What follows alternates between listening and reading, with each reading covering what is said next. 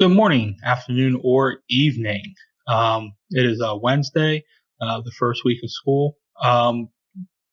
In this class, we uh, do several things. I talked about that the first 2 days about analyzing arguments, problem solving, checking or kind of assessing the credit or the credibility of various evidence to support a particular idea or support um, a particular piece of research.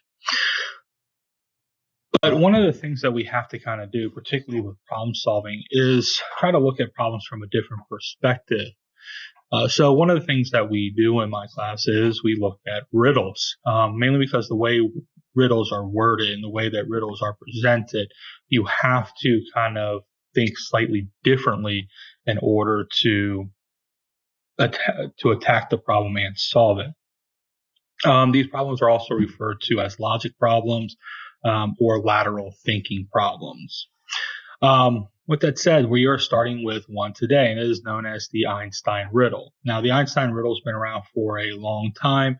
I don't think it was actually written by Albert Einstein. It's just referred to as that way. It's something that kind of gets passed around the internet. You'll see it pop up on various pieces of social media from time to time where it says 98% of the people can't solve this problem. I don't think that's true or anything. As I said, Einstein's not even one that wrote the problem.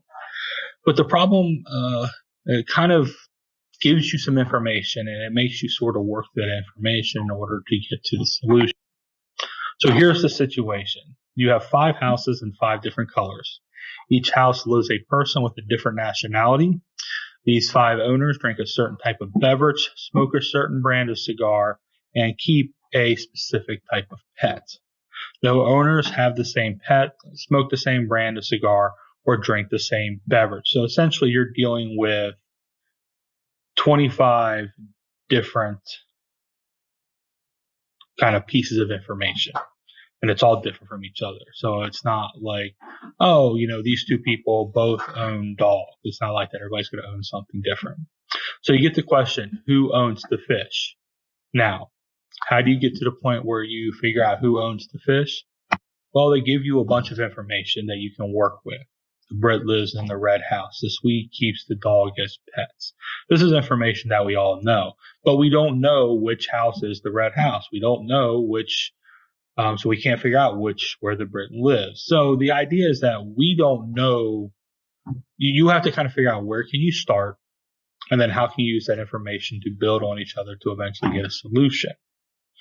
So that is your task. You're going to try to figure out Einstein's riddle. I can offer you one hint. Make a table. Make a table and organize your information. It's going to help you sort through the information that you have and solve the problem.